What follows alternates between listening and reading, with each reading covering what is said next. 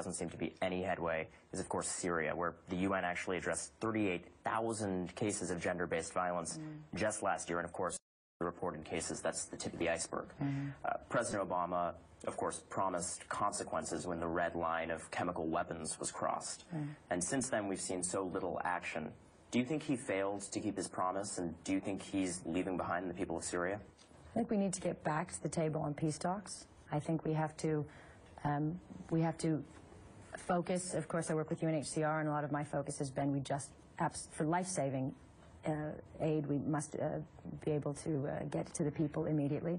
I think there has never been enough political will to assist the people in Syria. I think it says so much about where we're at today as an international community. So many crises in the world where we'd say over and over, never again, never again.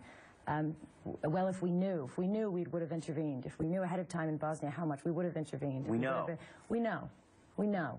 And we have all reasons to allow ourselves to get involved. But I think it is a very complicated situation, and I'm not a politician. I wouldn't know exactly what the best move to make. I think the best move to make probably would have happened at the start of the war and how it was handled then.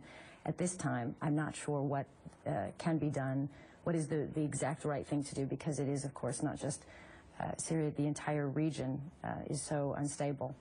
And so it's really quite terrifying as a humanitarian to think of these people and to see what's happening in Iraq now and all of the displacement. I've met people from the first Iraq war in Syria who then were displaced again back to Iraq, who will now be displaced again for the fourth time. And 500,000 people on the run. It's a terrifying situation. Do you, in general terms, feel that the U.S. should do more? It's probably.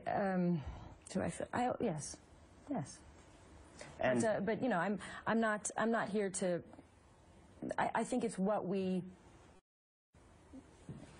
I think it's a bigger discussion. I think it's a bigger discussion about, leadership in the world. And I think it's not to point a finger at a particular administration, particular person, but to say we are lacking in leadership in the world in general.